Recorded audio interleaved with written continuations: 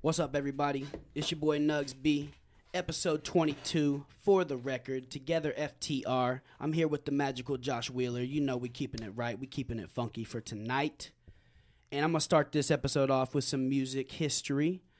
On this day in 2016, after a 32-year battle with Parkinson's disease, Muhammad Ali, the heavyweight boxing champion and civil rights activist, who was the subject of the 1975 hit Black Superman, dies of respiratory complications at age 74. Now, I know that's not music related, but he definitely did have a big influence in music along with his activism and, things like that. Inspirational. 100%. And even though it's not music or movie history related, I still wanted to throw it in there just to pay some homage to Muhammad Ali. So, I guess you could call it entertainment history at this point. So, next thing is, on this day in 2007, during a gig in New York, a fan throws something at Akon during his set. The singer brings the offender on stage, picks him up, and hurls him into the crowd. Just to show him that you really ain't nothing, my friend. You are nothing around here. I'm going to go ahead and just bring you on stage and toss you off the stage. It's lucky security didn't get him. Believe that, yeah. I love Akon, man. I always have, man. He was dope when he first came out. I loved all of his stuff. And the last thing I got today is on this day in 2001, Shaggy's Angel starts a 4-week run at number 1 on the UK singles chart. His album Hot Shot also goes to number 1 on the UK albums chart. So shout out to Shaggy, man, because he was super dope. I really liked his. Yeah, bro, he was super dope. He had some hitters, bro, for real. Next thing is I was actually talking to somebody about it at work. I was talking to Tyler. And somebody else, I don't know who else was talking to us, about it. And we were talking about how I couldn't remember why, but I've always been told that if you're burning up hot, you're supposed to drink something hot. You ever heard that? I don't know. Well, like overload the senses or something, maybe? I got the answer now, but I couldn't remember why you're supposed to. I don't know. Excuse me. And we were sitting there thinking... Something like your grandma tells you. Like just old wives' tale, just like something random you don't even know. Yeah, exactly. Put tobacco on a bee sting, right. Stuff like that. So like we were talking about it, and I just couldn't remember for the life of me. I was like, where, why would that work? So anyways, you're supposed to drink something hot to cool down. Conventional wisdom may tell you that if you are hot, drinking something cold will cool your body down. However, research has shown that on a hot day, drinking a hot beverage may help your body stay cool. The reason being that when you drink a hot drink, your body produces sweat to cool down your body temperature. Initially, you may be adding heat by drinking the hot liquid, but the amount of sweat that your body produces to cool down more than makes up for the added heat from the liquid. The increased perspiration is key. When the sweat evaporates from your skin, it is able to cool down your body temperature. So that is super interesting. Fun fact. Super interesting. I thought that was so cool, man. And I don't really drink hot beverages anyway. I don't really like tea. I like coffee in the morning. That's the only thing I drink hot. I don't drink, I feel like I don't drink caffeine anymore, so I shouldn't drink tea because decaf is for losers, Yeah, I feel like if you come get decaf, you're kind of whack. Yeah. So I'm not going to be that guy. I'll just won't drink coffee. You know what I mean? Order decaf anything. Exactly. Yeah. So, I just kind of quit drinking coffee, and I don't really drink hot tea. I don't really do anything hot, but I might start just because, for this fact, if I'm burning up, why not try it? Even if it doesn't work, it's not a huge deal. Crazy thing, man. I worked at Fuji for a while, and they're all Chinese that I worked with there, and they all drink hot water all the time, like just a random thing. They say it keeps them healthy all the time too. Weird thing, but they always did it. It's like that thing that I don't know if it's completely true, but it's kind of like how in Mexico, their traditions of eating are crazy spicy. You ever had a tamale, like a true tamale from sure. a true Mexican person? Yeah. Bro. They're usually typically pretty hot, I know a guy. Even the white stuff. Yeah, bro. I know a guy, super cool guy. He's actually from Mexico, and I used to live with him whenever I was living in my first baby mama's mom's house or whatever. And he made tamales and stuff, and they were crazy hot. But what I was getting at is, it's crazy how they have those types of traditions when they eat, and they're so hot, but yet you never really hear about Mexico being, stomach cancer, and you don't hear crazy cancer things coming from that. But you would think those hot, spicy things would create it, but in all actuality, maybe they prevent it. Yeah, it keeps your metabolism. You up know, and like stuff, too. I mean, you know, it could be something along those lines. I think that's why I stay healthy a lot. Like, my metabolism's crazy. Yeah. Like, it really does burn off a lot of things that has a chance to ever bother you. Yeah, scoot that up, too. Yeah. Thank you, sir. Thank you, sir. Yes, sir. So we can hear you a little bit better around here. You already know. But yeah, I've always heard. Not used to not being heard. Nah, but you know, I've always heard like, you know, that's in every tradition or every Mexican food that I've ever eaten. You know, with anybody or any Mexican that I know is always cooked really hot stuff. It seems like, and like I said, you never. I could be wrong, man. Maybe the stats are wrong that I've read, but it seems like what I've read and what I've gathered, you don't really see that many cases of like horrible like ulcers and like, you know, stomach cancer and like, you know, whatever it may be that would cause things like that. So, you know, it's just ironic, man. It's really weird. I got 2 facts of the day, along with that random health fact I had for you guys. The first one is a cow-bison hybrid is called a beefalo. And this is real. You can look this up. Like, I didn't even know about this. Are we eating this? Dude, I swear. Like, I want to. Tell me the truth. It says you can even buy its meat in at least 21 states. We need to figure out if Kentucky is one of those states. Probably. Because I'm seriously. If you can eat some type of meat, Kentucky's going to Bro, I want some beefalo, bro. They're going to let you have it. I want to try it, dude. Like, I didn't even know this thing was real. Like, this is crazy. Is it bigger? I don't know. I wonder if it is, like, I wonder if it comes, like, you know, I mean, it's just a hybrid, so, like, it's just a cow. Essentially, it's just another animal they made, I guess. We know, like, the liger, like the... Yeah. So, I don't know if it's man-made. But... And I don't know how you would even cut the patties, or like how would you cut it? You know, like you said, if it's a bigger, beefalo steak. Yeah, like how would you even go? How's it gonna work that? out? Like, Filet. It's crazy, man. Excuse me. The next thing I got is Johnny Appleseed's fruits weren't for eating. Yes, there was a real John Chapman who planted thousands of apple trees on U.S. soil, but the apples on those trees were much more bitter than the ones you'd find in the supermarket today. Johnny Appleseed didn't expect his fruits to be eaten whole, but rather made into hard apple cider. Never knew I like that. His style better. Never, yeah, bro. It was a way better plan for him. Never knew that, bro. I had no idea that was a real thing. So, you know, I knew he was real, but no, I didn't know. Yeah, I knew he was real, and I knew about his story. You know, I mean, you know, when you're a kid, First you know, grade. you already know, bro. You read the book, or they read it to you. You know, and wear that pan on your head for sure. You already know. But yeah, man, I never knew that he was out here trying to, you know, get some hard apple cider, because hard apple cider is great. It's like a cure-all for so many different things. You know, and like, you know, you can use apple cider vinegars. You know, let me take that back. I don't know about hard apple cider. I'm sure that the vinegar mixed with it came from it, maybe. I don't know. I don't know for sure, but I'm sure they have some type of, you know. So he wasn't making liquor; he was making vinegar. Well, he was making hard apple cider, so I guess. Apple cider, yeah, I guess that's like booze. Yeah, that's like right. Yeah, but I was meaning like. I don't know if that comes from the apple cider vinegar, which I know is a cure-all. That's what I was talking about, because, like, you know, that stuff's great for your hair, great for your skin, you know, your body, you know, health loss. Yeah, that was my bad. Hard apple cider, you're right. That's like booze, bro. He's trying to, you know, he was trying to get turned. So. Yeah, okay. Long time I like ago. his plan. Yeah, exactly. So we rated a couple movies. We did the top films from my boy's birth year, 1983. So why don't you go ahead and tell them what you thought. We ended up agreeing on 2 of them, actually, because they're the best movies that year. Yeah, there was a bunch, though, actually. There were way more movies than I thought came out when I was a day old, I guess. My top 3 from 83 were Scarface, Return of the Jedi, and Risky Business. Big Tom Cruise fan. All 3 phenomenal. Love Tom Cruise, bro. Right. Even though he's a super, like, crazy witch man. He sucks in real life, but great actor. That's the thing. Like, his movies are undeniably phenomenal. Like, you got to think of all the great movies he's done. Interview with the Vampire. Mission Impossible. One of my favorite movies. The New Mummy, which was great. He killed Gun. it. Top Gun. Maverick. Bro, I mean, let's see. Jerry Maguire. Love Jerry Maguire.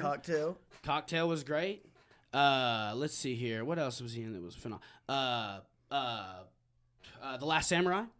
That's a great movie. Phenomenal movie. Yeah, God, it was so great good. movie. That's one of the best movies he did. Yeah, those are really good movies. I already said Interview with the Vampire. Dude, he's been in great stuff, man. Tom Cruise is great, but he's just a strange individual, man. He's a weirdo. He freaks me out. I'd like to talk to him in real life. I'd want to hang out with him. I'd want to give him a shot. And I'd be have like, you know, what's up, dude? What's really going on in your crazy head?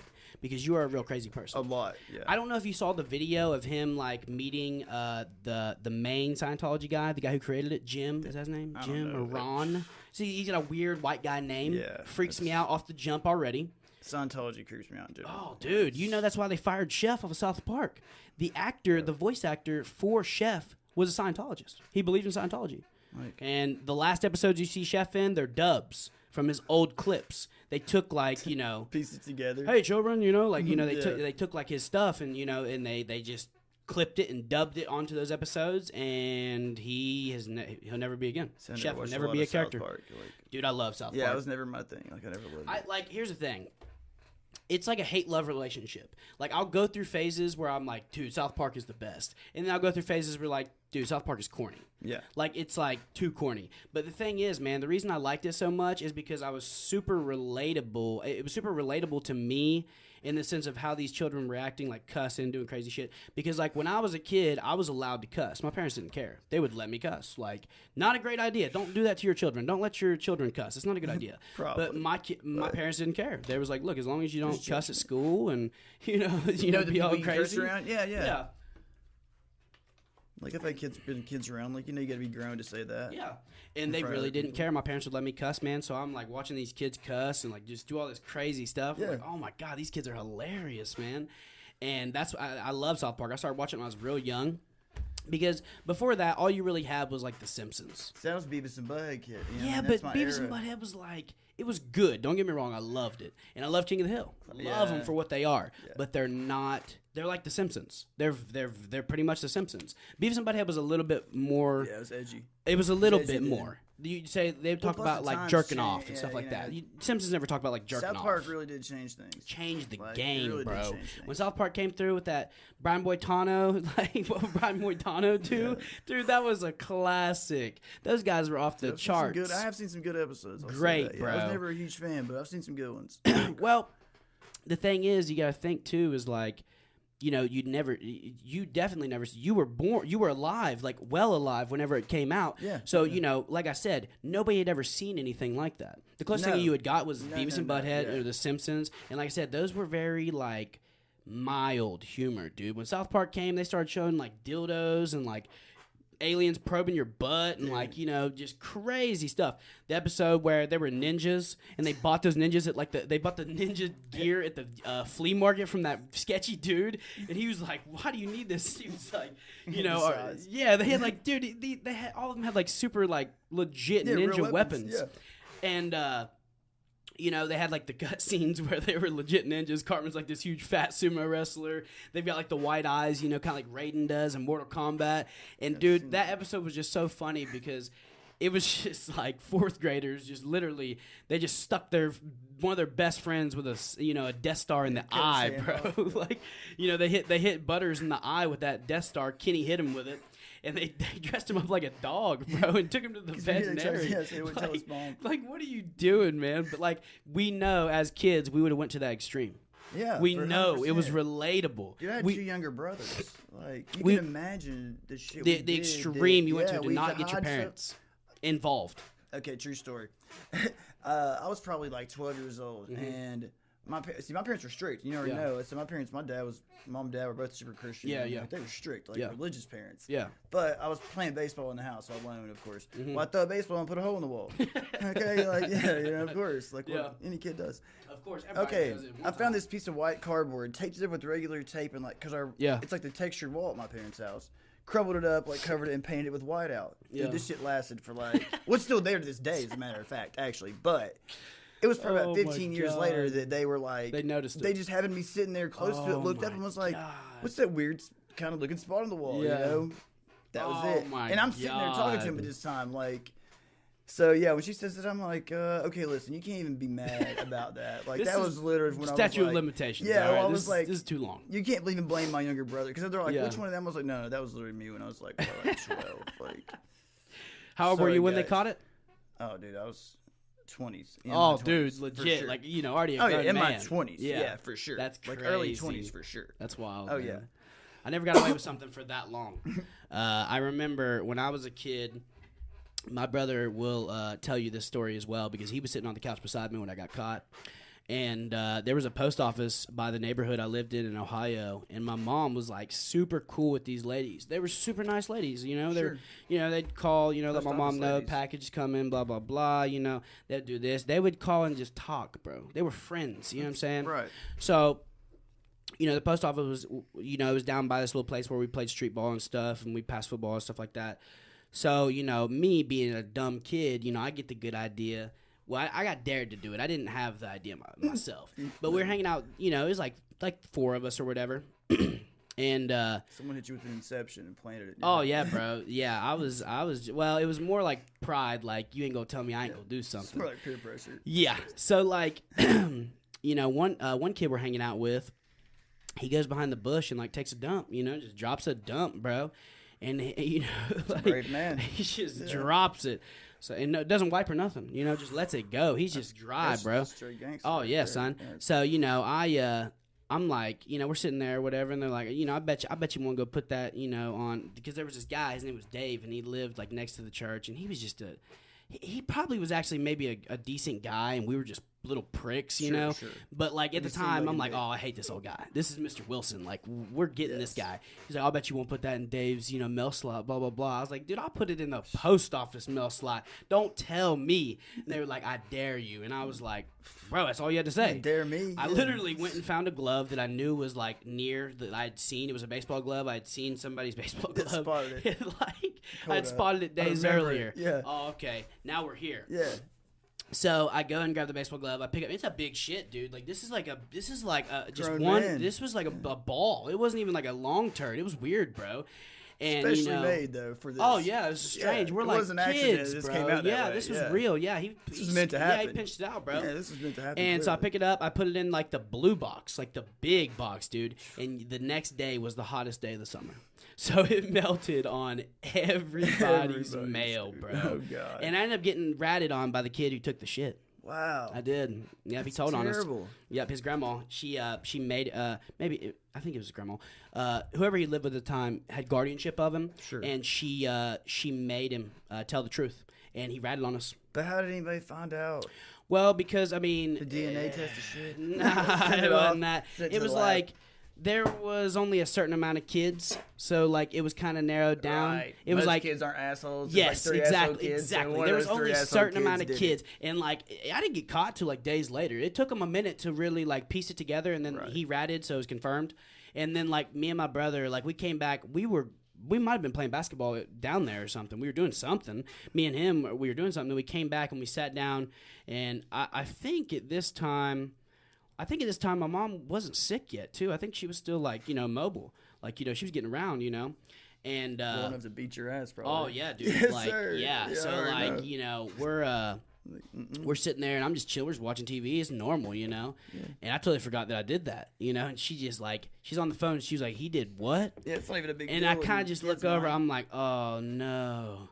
And then she gets off the phone. I probably just started crying. You already know, bro. I didn't rat on nobody. I didn't even say who was there. I didn't rat, but I probably cried. You already know. Yeah, beg for mercy. And I did. I was like, I'm so sorry. Like, I'll do whatever. Literally, the ladies were like, whatever, yada yada. And then they like just made us come down and like pick up cigarette butts. Like, dude, we could have got felonies for that. Yeah, like they could have pressed charges and like we could have got federal shit. We could have went to juvie for that. Truly federal and shit. Luckily, my mom was cool with them, and like like I said though, she was like, he did what? And I knew. I was like, oh, it's a wrap, dude. I'm done for. I know she's got me. So yeah, I got in trouble for that. That was one of the dumb things I did as a kid, which is like, why would I do that, man? Yeah. I also took a dump in a urinal one time. I got caught. Well, like I was getting ready to take a dump in the urinal. I had my pants down and everything, and me and two of my dudes were in the bathroom, and the principal walks in, like the straight up principal, and I'm getting ready to take a dump, bro, in this urinal just because I'm an idiot. Yeah, I was like 7th grade, or like I was like 7th grade, bro. I was in middle school. I should not be acting like this. And he walks in. He was like, Taylor, what are you doing? And I just look up. I'm like, nothing. I just knew. I didn't even say nothing. I was like, all right. And my dude's in the stall laughing. He's like dying, bro. And like my other dude was in there too, and everybody was just quiet until I left. And then, I got suspended and all that good stuff. That was what started my streak of suspension, being a bad kid in school, which I truly, truly regret for all the kids in school right now. Don't be an idiot, man. School's the best time. It really is. It's seriously the easiest time of your life. I mean, not for everybody, because I understand. There's people out here who have horrible home lives, and they can't juggle it all. I feel for people. I really do. But in all actuality, man, like, school is seriously the way to go. If school's your only responsibility, enjoy it. Oh, it's great, dude. Live it up. Oh, yeah, for sure, bro. Yeah. I remember it being my only responsibility. It sucks sometimes. Yeah, dude. Welcome to hell as soon as you get out of school. It's just like pure hell, man. Like, there's some good parts and there's some perks to it, but man, overall, dude, school was awesome. I miss those days. I really do. I loved it, man. Yeah, it was fun times. I really do. And I don't regret too many things in my life, but I regret how I treated some people in my life. I shouldn't have treated the way I did, and I regret not trying in school because I didn't try. If I would have tried, I would have done exceptionally well. Right. I feel because that. I tried for a long time and then quit. Man, when I got older, I tried to like fifth grade. Like fifth grade, man, and then I quit. Ever since fifth grade or like sixth grade, I just quit caring about school. And I wish I would have tried harder in school, just because, like I said, man, I know I would have done exceptionally well. I would have graduated, with honors. I would have done well. I know I would have, man, because I'm not trying to be, whatever, but I learn quick. My IQ is pretty high, like. You just apply yourself. Yeah, if I would have applied myself and not slept every class and been an idiot and, trying to be class clown and act stupid and get drunk before school and, just be an idiot. Yeah. But, things happen. We got a little off topic, but it is what it is. So my man picked Scarface, Return of the Jedi, and Risky Business for his top films of his birth year, 1983. Mine are two of the same, Return of the Jedi and Scarface, just because Scarface, even though those accents were horrible and the acting was horrible. Classic. As soon as it came out, everybody wanted to be Scarface. Classic. Everybody wants to be Tony Montana. Yes, everybody wants to start a drug lord empire. Like TT grabbed the yayo. They didn't learn the right lesson. Yeah, bro. The lessons you want to be Sosa. Dude, I mean, you had seen pretty brutal. You all right? Yeah, I'm good. You want to be Sosa, but you had seen pretty brutal movies before that. But dude, in the opening, pretty much scene, you seen a dude get his head cut off with a chainsaw. Yeah. Tied up.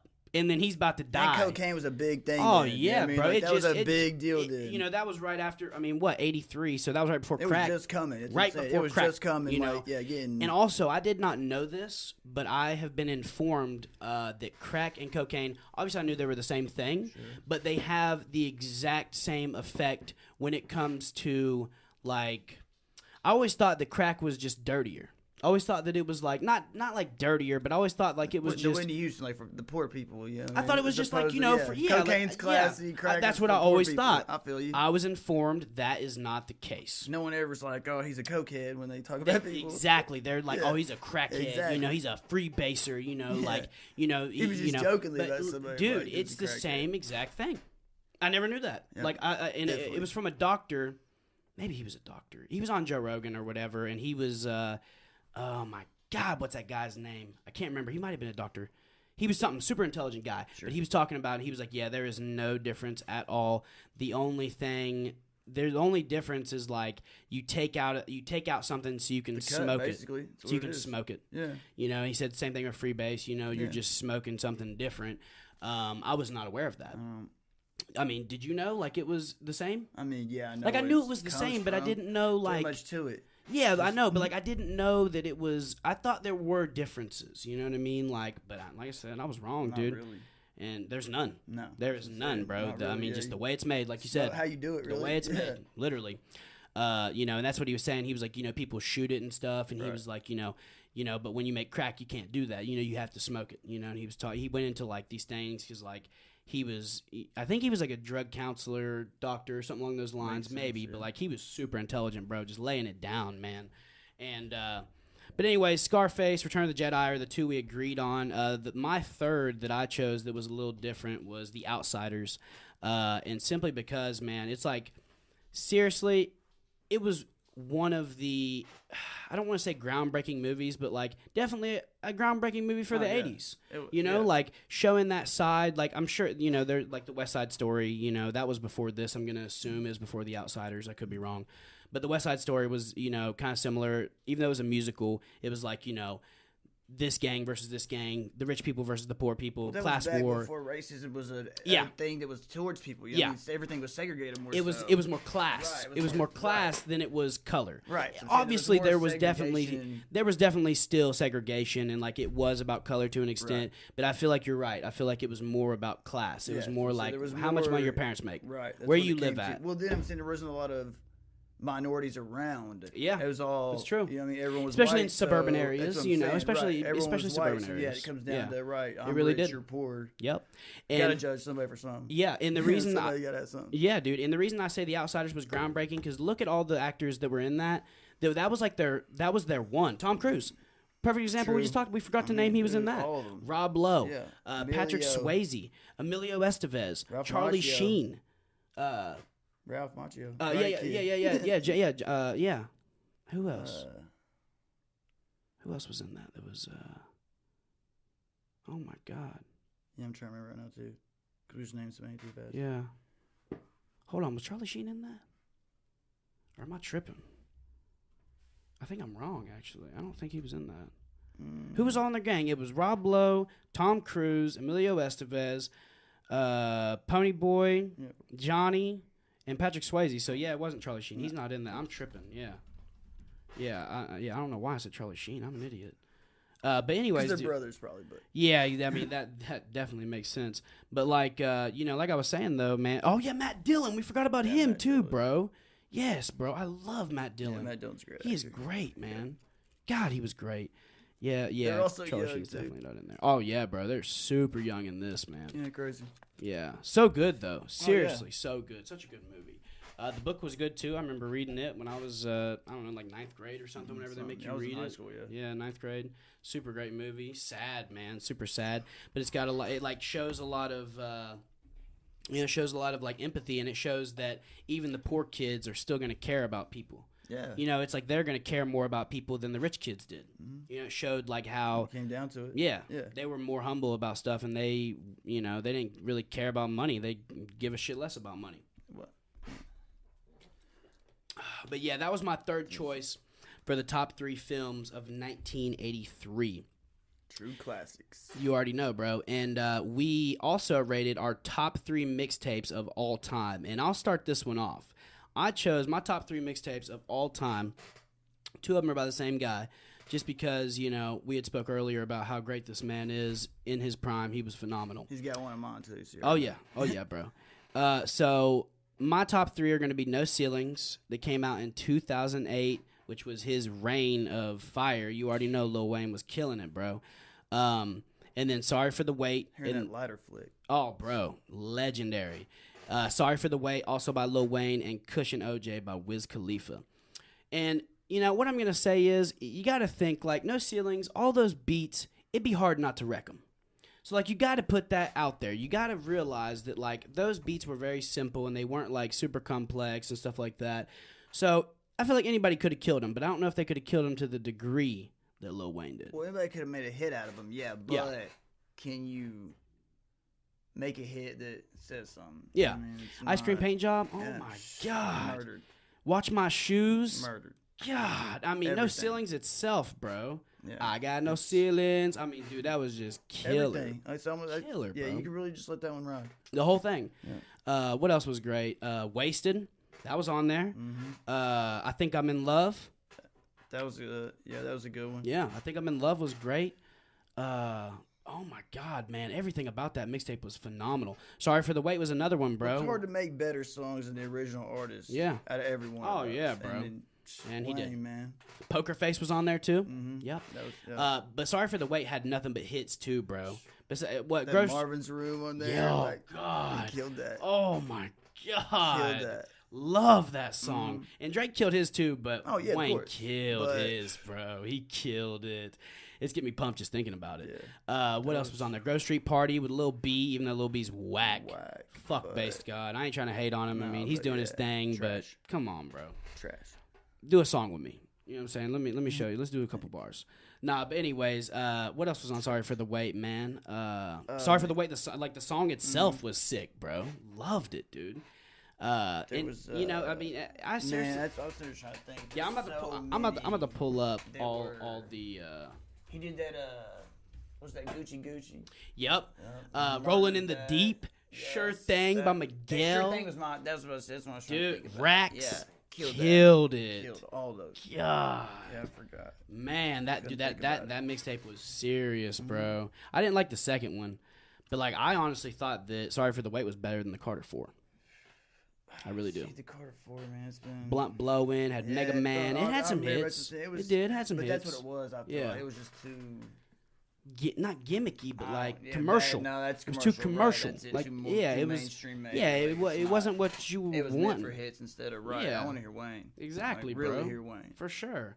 But yeah, and Cushion OJ we agreed on just because I mean Jesus, if you like rap at all, come on, bro. If you don't listen to Cushion OJ, you don't know about good rap. No. I mean, come on, bro. Seriously. I mean, dude, Visions. That song was so mesmerized. Oh my God. All of it. So good, so that Good Dank still to this day. Yeah, Good Dank was fire.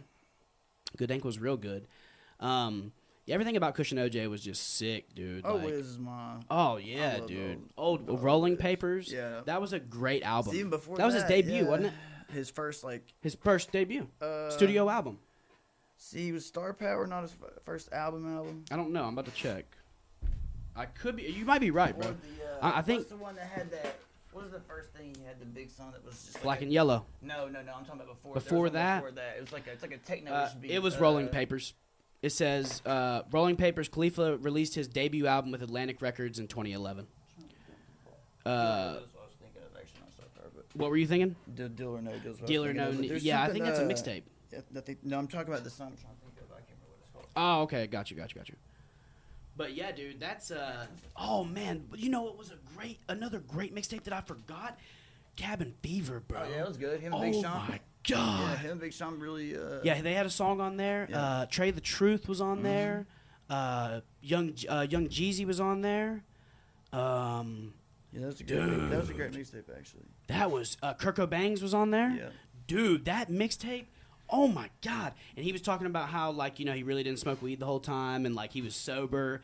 And dude, that mixtape was litty as a titty. That was a great mixtape. For real. I didn't really like Black Hollywood. No. I didn't really like Rolling Papers too. I barely even listened to it actually. Yeah. I gave it like 2 listens and go back. I seriously I love you, Wiz, but you're just not doing it for me anymore, man. Like I feel like you're a cool person. Changed up. Yeah, I'd love to hang out with him. Love to hang out with him, man. I'd be blessed. Yeah, I think we get along and kicking it. For sure, yeah. But his music, I want that Cushion OJ. I want that Cabin Fever.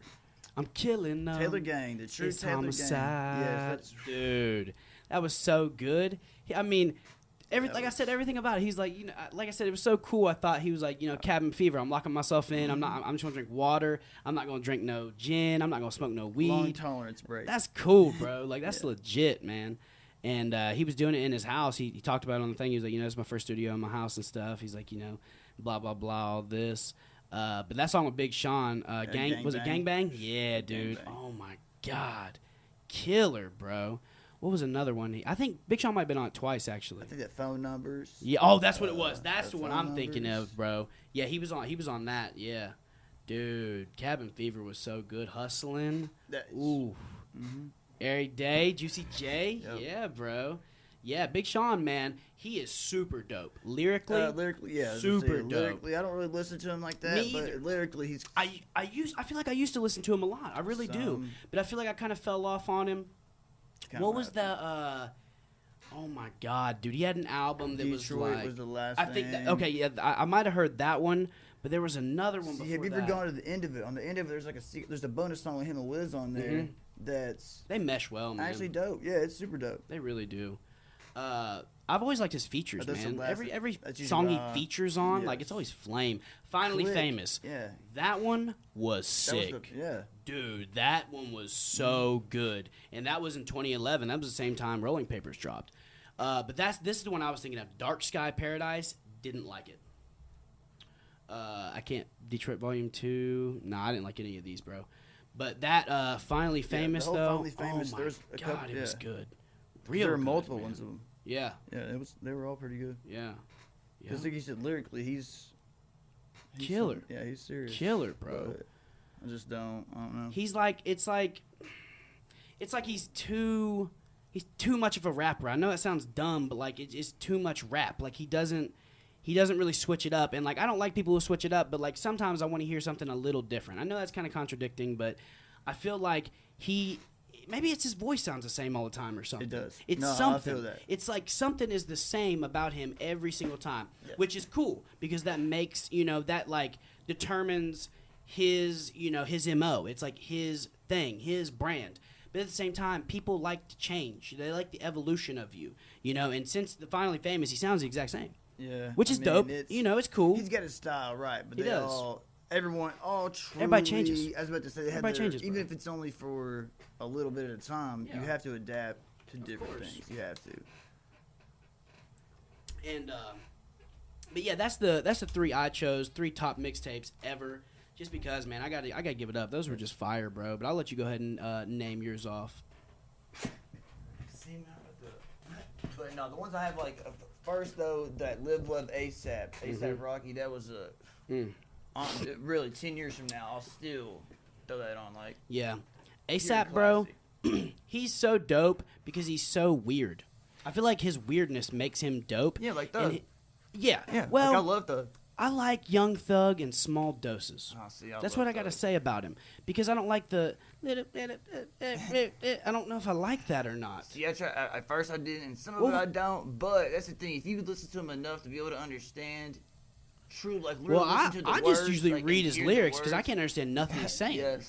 I just go straight to it. I'm like, I'll just read the lyrics. I'm not gonna waste my time trying to hear this guy. Listen to some things because at first I don't want to give me credit because I was the same way. Like, man, this dude sucks. And then I really started listening. And it was like, all right, this man's he talks about a lot of things that Come and Go. That was a banger by Rich Homie Quan. I'm trying to think of the song he was on that I Ain't Never Gonna Stop Going In. Thug? Yeah, man, I can't remember what song it was. That was the first time I ever heard Young Thug, and I loved it. I even remember, like, specifically, and my brother probably doesn't remember this because it's been a while, but I specifically remember sitting my brother down and be like, bro, listen to this song. Tell me how dope you think it is. And he listened to it. He was like, dude, that song sucks. I was like, wow. Okay, never mind. That just ruined my whole vibe. Yeah, never mind, man. He was like, that song sucked, bro. He's like, what do you like about that song? He's like, can you understand what those dudes are saying? I was like, I don't know. I just like the sound of it, some of it. Man, what was that? Let me see here. I can't remember the name of it. But back to what I was saying about ASAP, his weirdness. What I mean by that is Get the Fuck Out of My Face. Yes. That's the song. That was the first song I ever heard Young Thug, and I loved it, bro. Get the fuck out of my face. So like, it was so cool, dude. I loved it. Like, it was so whack, but it was so cool at the same time. Well, I mean, it was kind of dope. It was trend-setting. It really was. Rich Homie Quan was before Future, bro. He just got locked up. That's the only reason that Future blew up, and Rich Homie Quan blew up later. Like Future, I mean, I love Future. I know you do. That's my dog. I know you do. He really just like took over the T-Pain slide. Oh yeah, like, of course. Like and added his own wave. You know, truth. Like it was his own wave. The truth. That's what I'm saying. Yeah, straight up. You brought T-Pain to the street, like for real. Oh yeah, but the thing about ASAP that I was gonna get at is like his style. What I meant by it is like he's got a lazy flow. Oh yeah, if that makes sense. But not on everything. That's the point. Oh yeah, But like typically when you hear him, it's kind of like this. It's like he don't even give a fuck, and it's so dope. It still comes out so cool. Dude, the way like I love it. ASAP is was the first thing that I was like, really like how talented that dude is. Yeah. Like that. Was, he's sick, dude. Yeah. ASAP Ferg's real sick too. Yeah, I mean work remix. Fire, that Palace like from the intro to the end, that whole mixtape goes nonstop. What was that? Gold in My Mouth. Is that a song by him? Or Gold Teeth? Later. That's that Goldie. Goldie. That's what it was. Later, yeah, man, I'm bad. I don't know why I said Gold in My Mouth. Goldie. That was badass, dude. Yeah.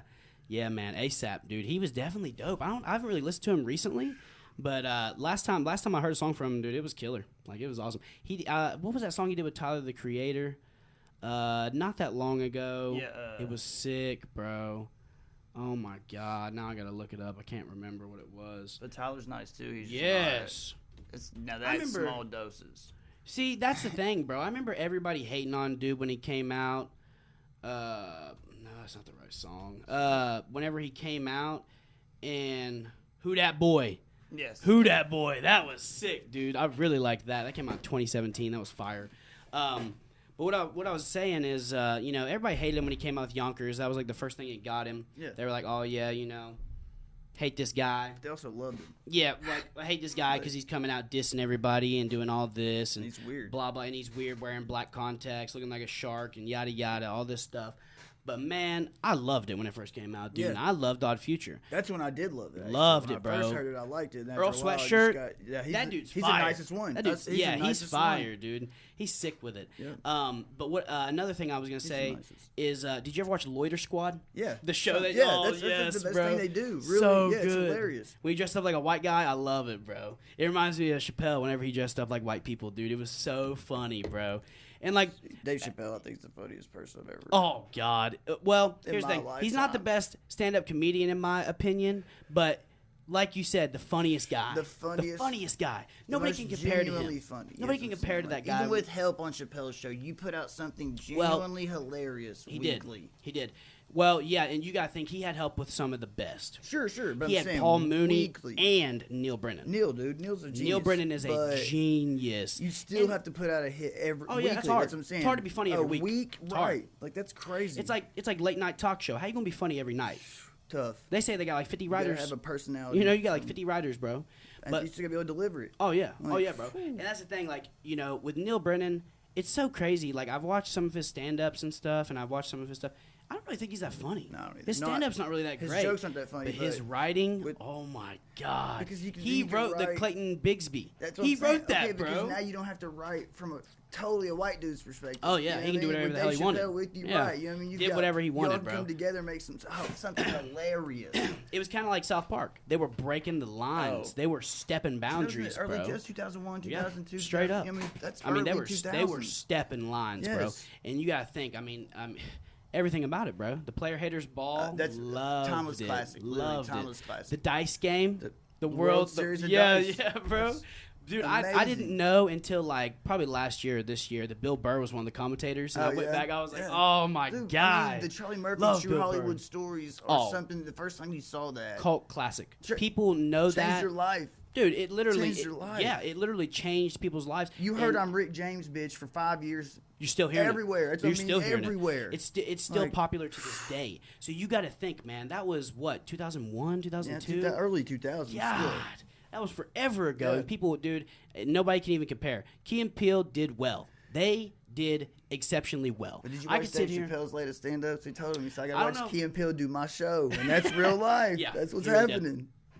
I don't know if I watched the most recent one because he did 3, but I watched the first one and I watched the other one, and they were good, but they weren't killing him softly. That's a whole nother. That was the best one he ever did, in my opinion. God, it was good. Killing him softly is probably. It was so good. It's so probably good. It was his best. He was like 18, bro. Yeah, he was young. He was young. That's before he even did Half Baked, I think. I'm pretty sure. Yeah, probably. It's around the same. It's close to that. Right around there. That was like 99. Oh yeah, bro. Yeah, he was super skinny. Yeah, dude, young as shit.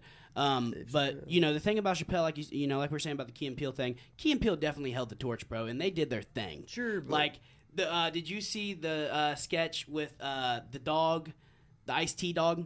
Oh my God, that one's funny. Another one when he calls his wife bitch. I know you saw that one.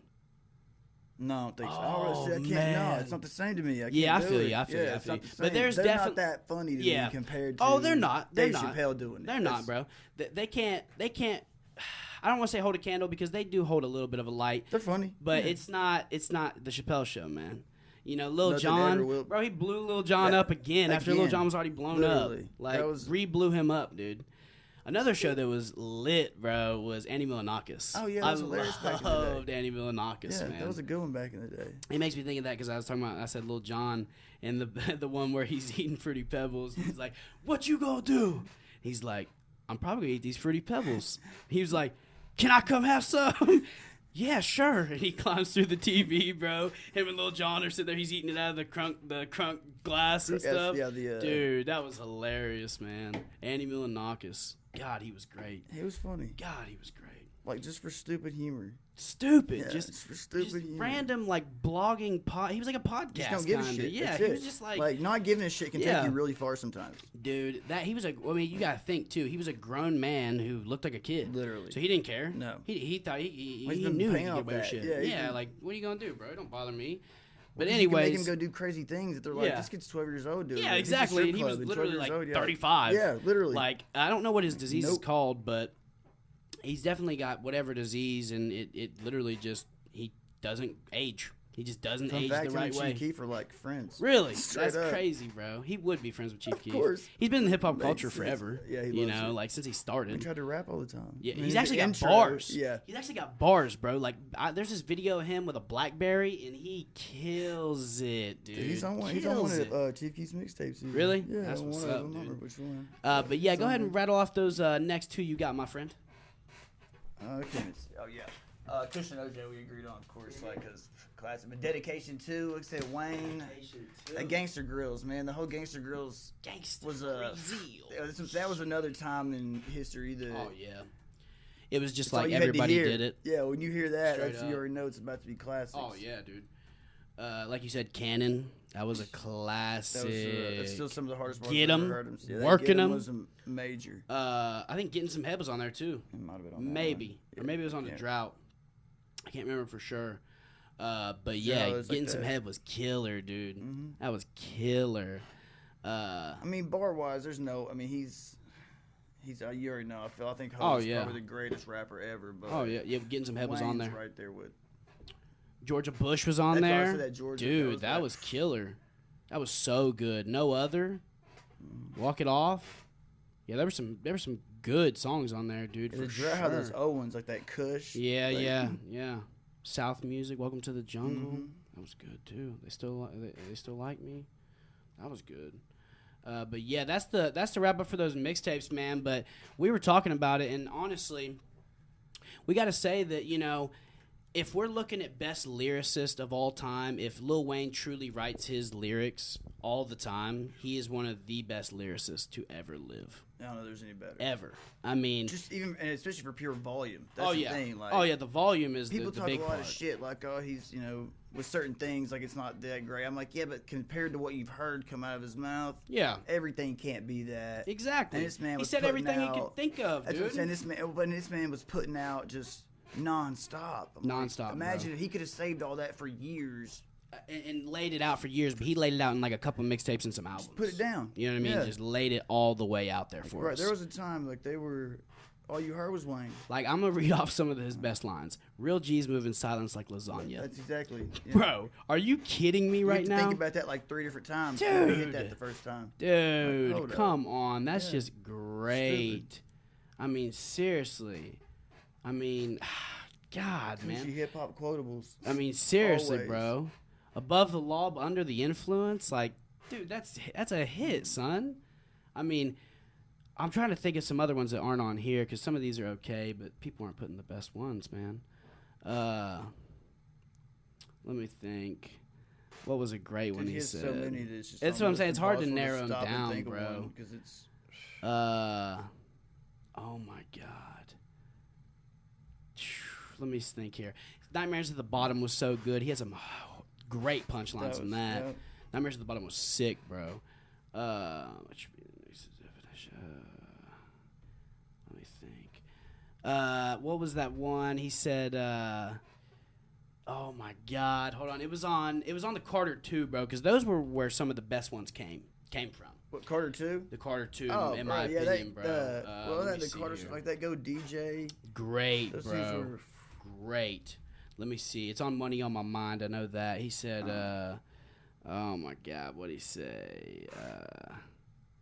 That's one of the... So many bars. That's probably one of the toughest songs here. Oh, he said, in the heart of the summer, we need a snowplow. What you know about that, baby? It's your time. Coke transactions on the phone. We call it blowjobs. Bro, that is stupid. That is stupid good, bro. Like, come on. And, here's another one. Money over bitches. I'm yelling it to the grave. Developed at a young age. Go after what pays. Oh, my God. Just stupid. Like, oh, man.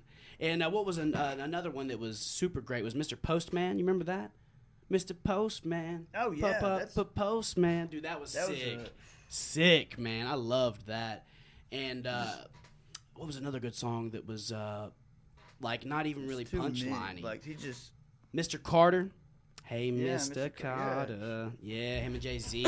That was sick, dude. Even in that, Shoot Me Down was fire. That We Taking Over, like that. Yeah. Yeah, he killed that. I'm on one. Killed that. I feel like Drake had the hottest verse on that. Yeah, but dude, he came out the gate. I'm getting so. You heard it. I ain't with this house since I was 18. I mean, he just came with some heat, bro. Like really that was when Drake was really popping. What's another one? I mean, all the stuff off No Ceilings, bro. I mean, just phenomenal. Yeah, I poke her face off and now she faceless. I poke her so much I deserve a bracelet. Dude, that was just killer, man. Everything about that, man. I'm going to put him as one of the best consecutive lyricists. Like, who stayed. He didn't, like, I don't really like his stuff now, but it's still good. I can't take away from him the lyrics are good. It's just like, he was so great from, like, 2002 to, like, 2012. That's a long time to be the best. I mean, amazing. Yeah, that's a long time, man. For a long time, you heard that lighter flick, and it was. And that's another thing. Like, I want to put other lyricists up there that are essentially better than him, but dude, they died so quick or they fell off. Yeah. Like, I want to put Big Pun up there because lyrically, he would eat Wayne. Lyrically, because I mean, that man was just full of too much. He just had he was too ahead of his time, bro. Big Pun, his lyrics, he was a better writer than he was a rapper because, like, he couldn't breathe well because he got so big and stuff. Like, at his shows, he'd have to sit down. He'd have to sit down. He couldn't even do a whole show, which sucks. But his writing capabilities, God, bro, Big Pun, stupid. See, none of that was ever my... Yeah, Big Pun. Yeah, we talked about that. You weren't really, you said you didn't really fuck with him all like that. But I'd have to put him up there. And I have to put, writing-wise, I'm going to put Immortal Technique, bro. Because that man right there, he can write, bro. And his lyrics are just stupid good. Great storyteller, great bars when he drops them. He's all around pretty sick, I'm not going to lie. So, I love Los. Oh, yeah. But, man, King Fab Los? Fab's my... Fabulous. He's up there. He's definitely up there. We got to throw J. Cole up there. Yeah. Cole. Got to. Mm-hmm. Great lyricist. Great. Yeah, I love Cole anyway. What's oh my God, Born Sinner? I think that was the album. I'm pretty sure it was Born Sinner. That album, dude. He produced that whole album. Yeah, he did everything for that, and damn near every song on that album is just phenomenal. Even the skits are good, bro. And like nobody does skits anymore. I mean, granted, that song dropped in like I don't even know. I want to say like 2012, maybe. It's been a minute, bro. It's close to that. Maybe before that. Like I said, 2013 was the release date in June. So yeah, but all the songs on there: "Land of the Snakes," "Chaining Day," "Runaway," dude, those were great. Like seriously, man, those were phenomenal. I love J. Cole, man. He's sick. I don't like all of his stuff because some of it's just too like. Motivational, like overly motivational. I get it. It's too like, I don't even know how to explain it. Like it's just too much. Like I don't want to hear that all the time. Yeah, no, I want you to talk about other stuff. Yeah, and not even so much the motivation. Even when it gets sad, I like the message, but I don't always need a message. Yeah, I don't always need that. I don't always, man. And that's the thing with like, with J. Cole. I love him, but not all of his stuff hits for me. No, I'm the same way, and I do love him, bro. Right? Yeah, he's great. I love J. Cole. He's great, bro. Born Sinner. What was it? There's too many things that come up that I don't. 44 Forest Hills Drive. Was that? Or was it just Forest Hills Drive? It's 2014. Yeah, that's what it was. Yeah, 2014 Forest Hills Drive. Yeah, dude. I don't know why I said 44. That was a great project as well, man. That was sick. Real good, man. And next thing we're going to get on to, because we already went through our mixtapes. You already know what we're feeling. We're going to talk about something, how we feel about astrology and horoscopes. So, I'm just going to lay it out there and ask you, do you think that horoscopes and astrology tie to how we act? Like, actually, let me rephrase that, because the cosmos definitely affect how we act. Sure. That's just a fact. We can't deny that. Yeah. But do you think the way they're interpreted to us through horoscopes, do you think that's correct? Some. Like, I'm going to agree. You know how we talk about some of this stuff. But, like, because we're both Geminis, obviously. Yep. And we're the devil side, too. Right. We're the June part. Believe that. My birthday's coming up. Yes. I got 2 weeks. 16 days. Yep. I only have 2 full weeks yet. Oh, yeah. But, yeah, there's similarities and even things, but, like, see, like, compatibility. Mm-hmm. Like, any female sign supposed to be compatible with me usually doesn't work. No. Like, yeah, never. I feel like some all of that's supposed to be horseshit. Terrible. Yeah. Usually, works out well. They didn't work out in the end, obviously. Yeah. But it worked out. I understand where you're coming from. Right. Some of it I think does it. Because, I mean, like, if you read about a Gemini, it falls into my characteristics. Yeah, me too. Yeah, a lot of my characteristics fall under that. You know, like charismatic and like, you know, typically like a talkative person. Yes, you know, like somebody who becomes the center of attention without trying to be. You know, things like that. Yeah. Like they're very loud, outspoken. Mm-hmm. You know, like easygoing. Like you said, you know, it's very similar. But me, like, I'm kind of with you. Like, I feel like it's legit, but it's not. Like I said, it's a fact. The cosmos they have to affect I'm a what twin. we do. Like, I got two. There's definitely two. I have two totally different sides. Of course. But and that's the thing. Like, I feel like, you know, the life path numbers, I'm sure I've told you about it. I feel like that stuff's more legit than the horoscopes. It seemed more detailed to me and made more sense to me. Just, you know, because, like, it breaks it down to numbers. So, like, everybody could, you know, me and you could both be 7s. You know what I mean? You could both be 8s, you know, stuff like that. So, like, I don't know. I just feel like it's more legit if you read into it and stuff, and it makes a little bit more sense to me because it's more spiritual than it is, like, you know, star-related, I guess. See, astrology's like that, too, though. If it you is kind of. Into it, like, you know what I mean? Like, we're not just you're not just a Gemini. Yeah, of course. I mean, you're certain. All that, you know what I mean? Course. Yeah, I'm the same, like, I don't get that deep. Yeah. So maybe if I really get into it deep enough and find out, who knows? Maybe I'm like, like, that's why some applies, some doesn't, because certain things, whatever. I just feel like it definitely is legit, but maybe not to the extent that people bring it to. No. Like, I'm not going to I feel like blame crazy stuff I do. I feel like the daily horoscope is like, maybe it is legit, maybe it's not. But I feel like you said, if you go deeper with it, it could explain some things to you on how you are and how you feel on certain days, certain changes of the stars and things like that. It makes sense because the cosmos do affect us. They have to an extent. You know what I mean? Like, there's been the power of suggestion goes a long way too. Yeah, you can always look back and be like, oh, that was my horse. You know? Yeah, like, it's like, you know, a fortune teller. Yeah, like a mentalist. Yeah, like, you know, like they're telling you, like, what you want to hear. Looked in your purse, like the you're going to have, your kid's going to be blessed, whatever it might be. I definitely agree with that. Astrology might be some nonsense around it, but it could be legit as well. Some of it, definitely could be somewhat. I mean, because there's too many coincidences to say it's completely bullshit. For sure. It's got to be something. Yeah. But maybe not to the degree that we put it on a pedestal with. And like I said, I feel like we maybe doing more research, it'd bring us to a different, standing on it. But as of right now, we're kind of on the same level. Just, maybe it is, maybe it isn't. I don't really truly believe it. Some of it. It's just said some. Yeah. Like, there's, like anything, I guess, though. Like, yeah. There's not it's really just an ideology. I'm firm, but I'm too firm on. It's hard to, separate all the bullshit. Exactly. But yeah, if you guys have anything to add on to the astrology, just drop some comments, baby. We want to hear your opinions as well. Always.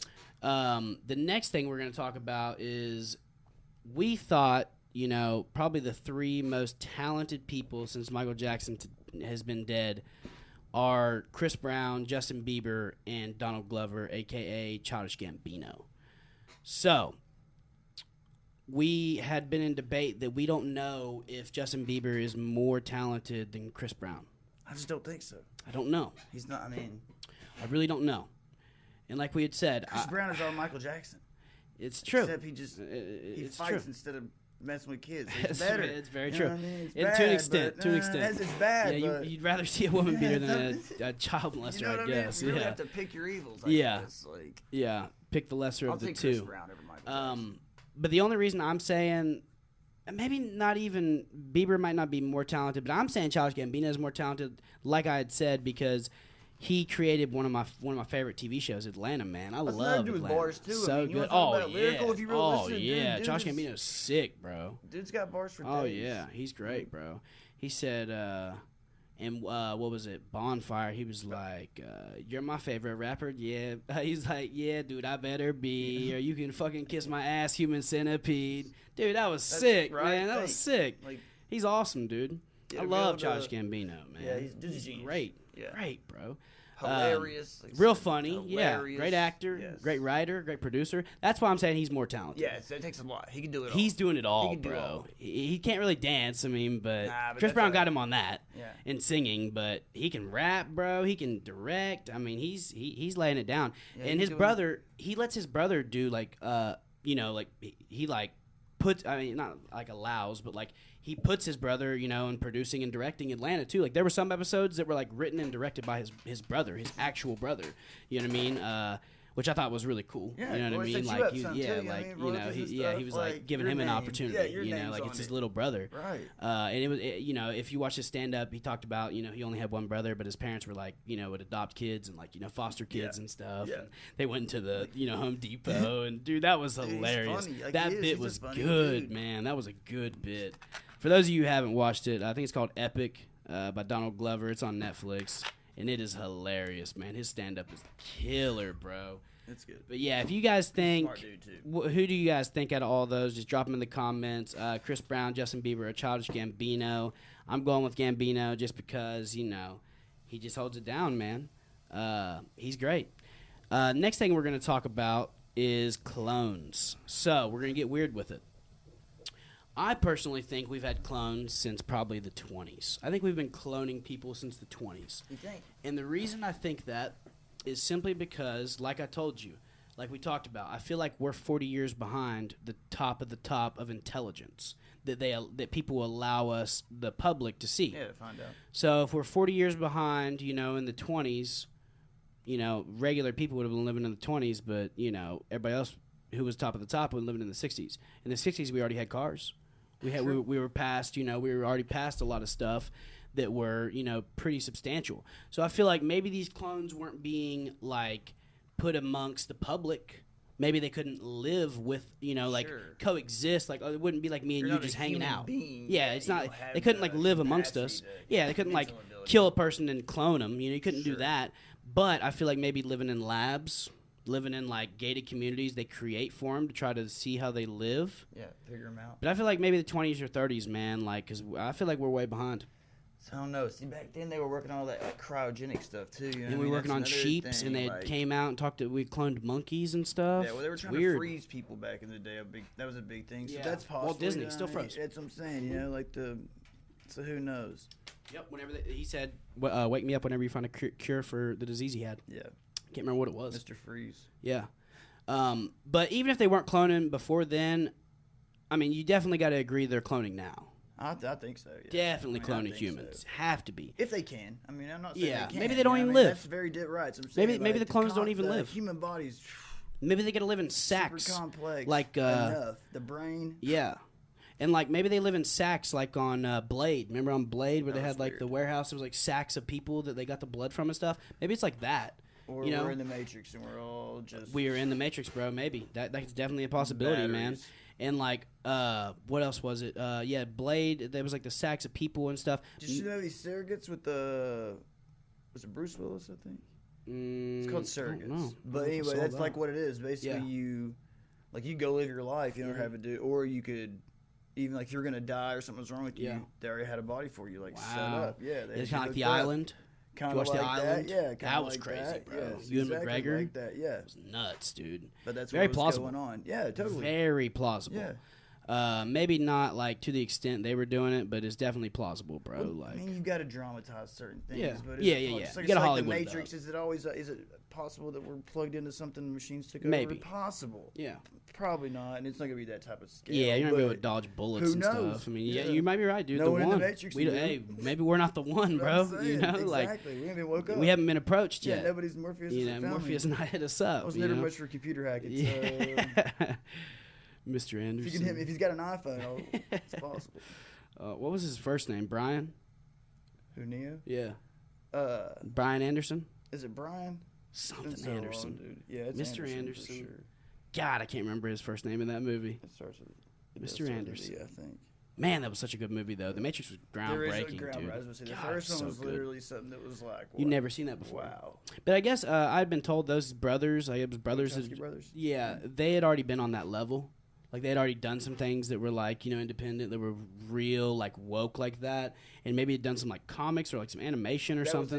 They did something. They did something, and they were real woke and like dropping some knowledge on people, bro. And then the Matrix was like, boom, here's all of it. Yeah, you know, and you get, you know, Lawrence Fishburne, you get, you know, eventually Jada Pinkett Smith, you get Keanu Reeves. I mean, you get a lot of great actors in that, and it just blew up. And if I was going to believe someone could be the one, it's Keanu Reeves. Oh, yes, he is absolutely the one. He's the guy. He is the guy. And that's another thing, like, you know, the Matrix could definitely be real, and it kind of plays into the clone thing. We've already cloned meat. Like, we're like, you know, we're already, it's like, everybody knows. Yeah, we know that meat has been cloned that we eat. We have ate cloned meat. Yeah. 100%. Sure. So, I mean, I don't know. Maybe it's not to the degree we think. Maybe it's not like cloning a whole body, but there's definitely something being cloned. And they just came out and was like, oh, yeah, we cloned this sheep, and it was successful. It's alive. So, like I said, if we're 40 years behind, bro, the sheep just came out. You know, it might have been 40 years ago that already came out. They already had people. Maybe. Just gave us the sheep so just no questions. Maybe just to be funny about it. So like, oh, yeah, the sheep will get to meet the sheep. Yeah, you know what I mean? Like something along those lines. You know, like not a coincidence. It's like ironic. Yeah, like we're gonna show you the sheep. All right, sheep. You know. But yeah, we had a theory we were talking about that was if we're really living in the Matrix. And I definitely could get down with that just because everything seems like a simulation anyways. Sometimes. It really just seems like everything's just weird. And deja vu can't be explained. I mean, I have it a lot, the other day that said, is Lil Pump the greatest rapper of our time? And that was when I knew, dude. He's the best. That's when I knew. Yeah. He's the best, bro. That's the best guy. This is real. Like, he's the next Jay-Z, bro. And I hate Jay-Z, but, you know, I like him way more than Lil Pump. Oh, dude. Like, Jesus Christ. I'll give it up to the kid, though. He's got a great beat selection. Got money. He's got a great mindset behind what he's doing. He's playing it perfect, bro. Go for it. Yeah. He's playing it perfect. And, no, I can't hate on him at all, bro, but, you know. His music's trash, but his music is not for me. Not for me. Even though it's catchy. You know, like, sure. The song you did with Kanye, you know, like, that was a super catchy song. Like, you know, I'll catch myself saying it just randomly. You know, like it's funny, like it's weird, it's different. The video is goofy. Yeah. Kanye's legit. You know, so I definitely, I don't know, man. Like I said, I just can't fuck with him like that, though. No, I really can't. No chance. Somebody I fuck with heavy though is Logic, bro. You like Logic? Not really. I mean, dude's great, but not mine. Bobby Tarantino 2 was pretty lit. I'm telling you. Not a fan. It was good, bro. Bobby Tarantino, too. Because, like, I didn't listen to him for a long time after one of the mixtapes he came out I didn't really like. So I was like, I'm good. And then Bobby Tarantino 2 came out, and the intro is Rick and Morty talking because he's cool with the creator. Okay. You know, like, he's been on an episode and shit. And, you know, it's Rick and Morty talking. I was like, oh, I'm going to give this a chance, bro. And I listened to it, and it was sick, bro. It was like hitters. It wasn't his usual, like, you know, crying because he's, like, black and white, and, like, he wants to tell everybody that he's black and white just because he looks white, and he's, like, ashamed. Like, I don't even know what's going on right now, bro. Like, just who cares? Nobody cares anymore, like, bro. Like, that's another thing. It's weird. Like, if I hate you personally, I won't listen to your music. Yeah, you know yeah, what I mean? yeah, like, true, I don't care. True. Yeah, if you do enough stuff, like, that annoys me, I'm just not going to listen to it anyway. But he's dope, though, man. Like, Bobby Tarantino, too, was sick. I've heard dude's nice, but not for you. Yeah, I definitely understand, bro. I feel that way about a couple different rappers that are, you know, right now, like Future. He's like he's dope in his own route, but he's just not for me. Migos, same thing. Get it. I mess with them as people because I feel like they're cool, and I feel like I would want to kick it with them because they'd be a lot of fun. Yeah, I feel like they'd be a lot of fun to hang out with and like you know have a good time with. But I just don't really like their music. I don't, man. I never have. I've tried. Right. I gave him a chance. One person I do love his music, bro, and I always have since the first time I heard him is Rick Ross, bro. I've always messed with Rick Ross. Even when they were like, oh, he's a CEO, he's this, he's that, he's that. Bro, I don't care if he was a CEO or not, bro. That dude has got bars. Sometimes. He wasn't a rat. Yeah, it's not like he was a rat, you know? He was a CEO. Like, yeah, I'm not completely cool with you trying to put on like you're this big drug dealer. You were a law enforcement. You were on the other side of the spectrum from the people you're trying to associate with. Just saying. And that is not cool. Yeah, at certain times in my life, I wouldn't have messed with you. Yes. Like, and I would not have.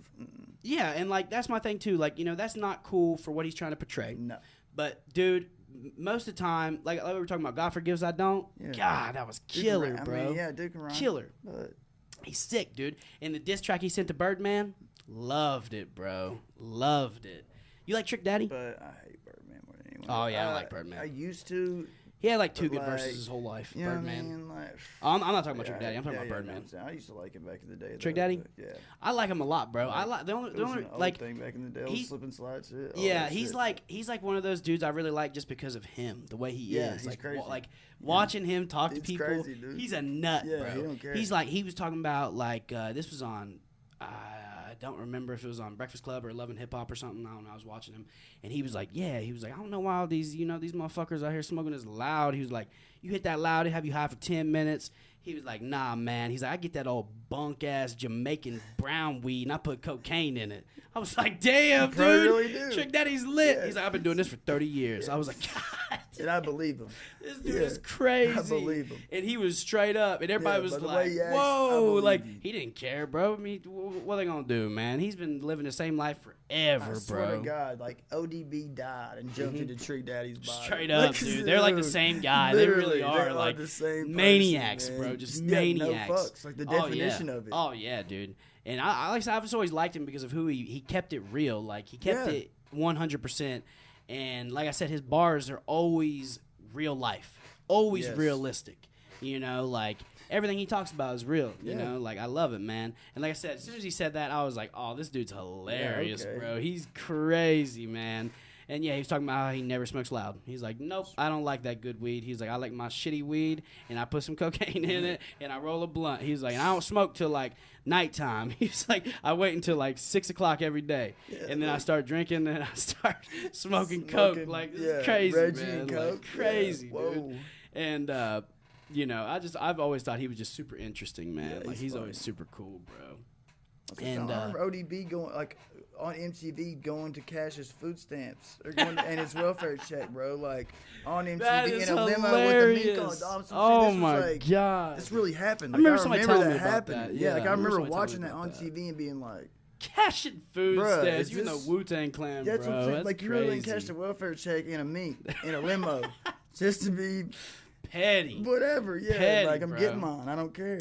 They also talked about when ODB, I think he like escaped from jail. Like, he had escaped from like police custody, got out of the cuffs he was in. Like, I think he was like arrested. I don't even think he was in jail yet. I think he just escaped from police custody, bro.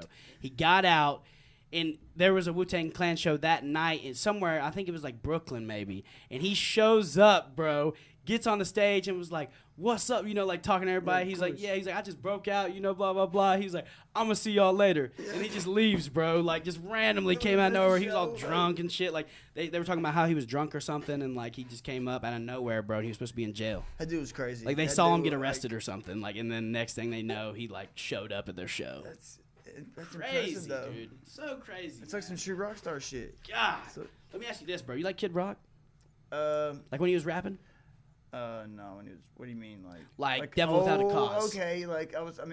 Oh, dude, that was popular. I love that album. Then, you know what I'm saying? So right. good.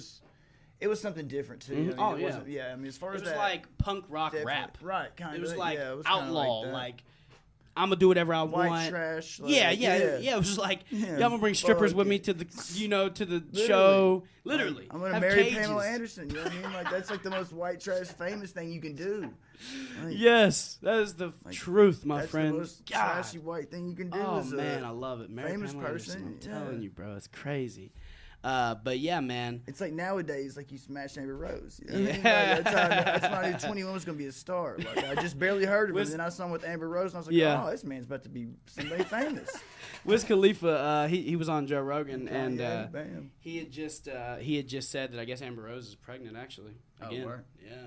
So I guess her and 21 are still together, right? I don't know if they are. I don't keep up with it. No, yeah, I have no idea. But if so, I saw him with her. It was like, oh, he's gonna. Yeah, if so, he's about to have a kid, bro. Straight up, like, yeah, that's real life, real spill, son. See, Wiz Khalifa's brother. Yeah, for real. Yeah, Wiz Khalifa's kid's brother. Yeah, that's crazy, bro. And the last thing we're gonna talk about today is why do people not tip appropriately? And there's a couple different reasons why they may not. Yeah, why we ask the question too? Yeah, because some people may not know That's one of them. That's what I'm saying. As far as knowledge, some people are ignorant to the fact that servers make $2.13 an hour. They think $5 is a good tip. Yeah, totally, on anything. Yep. Because they think we get all that. And don't get me wrong, like with some places too, you have gratuity. Yes, you have places that make you tip out too. Like you tip out some percent of your sales. So if you have to tip out 4% of sales and you tip 3%, you cost me money to eat there. You know what I mean? Like that's what people don't realize that. I don't think sometimes. There's some crazy things out there. There's a couple different variations of why people don't tip appropriately. One, like you said, it's ignorance. They don't know. Two is maybe they just don't have the money. Maybe they really don't. And in my opinion, I feel like if you don't have the money, then you need to let it be known from the jump. Hey, bro, I can't tip you good, so don't waste all your time with me and take care of your other tables that will tip you. I feel like it should be straight up. You should be straight up with somebody because I don't go out if I don't have money to tip. No, never. That's how I roll. Never. If I don't have money to tip you, at least 20 to 25%, and I usually tip more than that. But I'm just saying, if I don't have at least 20 to 25%, at least that, I'm not going out. I'm a cook for myself. I'm going to go to McDonald's. I have to go out to eat on a budget. Yeah. I'm not going out to eat. Yeah, exactly. Especially at a restaurant. It's different if I go to fast food because you don't need a tip. No. They're making money. They're getting hourly money. If I have to walk in there and pick what I'm going to eat based on the price of things, I feel like I probably can't afford to go out because that means like if I can't afford it, I can't afford it. Well, see, I mean, I definitely agree with that. I mean, I budget everything just because I'm weird. I'm analytical. Right. But at the same time, like, if I know I don't have the money to do it, I'm just not going to go out. I'll cook for myself or I'll hit the drive-thru. Straight up. I'm not going to waste my time. I'm not going to waste other people's time. Because, like you said, we only make $2.13 an hour.